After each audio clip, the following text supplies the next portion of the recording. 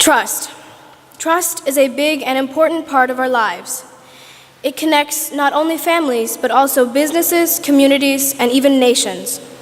Trust also connects us more closely with God.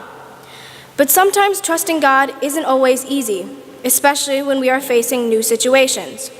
For example, 3 years ago, when we were about to move to St. Peter after living in Valparaiso for many years, I wasn't particularly thrilled. I was anxious, and I certainly did not understand or trust everything that would be all right.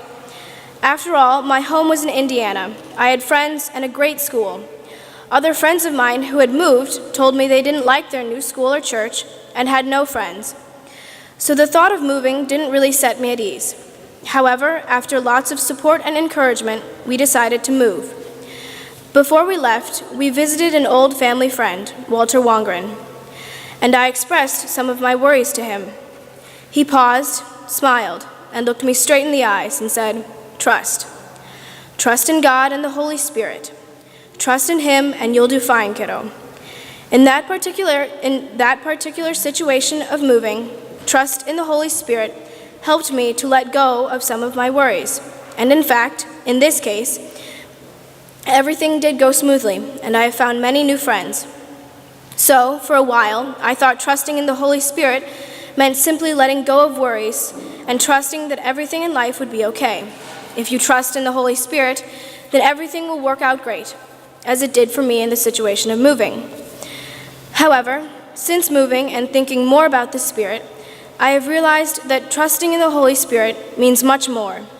Face it, life doesn't always go smoothly or as planned.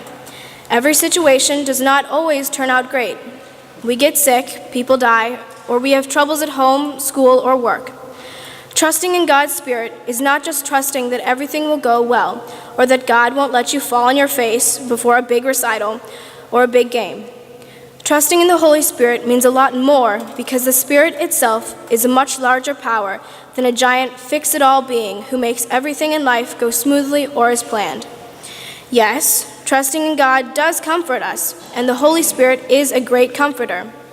But the power of the Holy Spirit is greater, and here are just 2 examples of the Spirit's amazing power.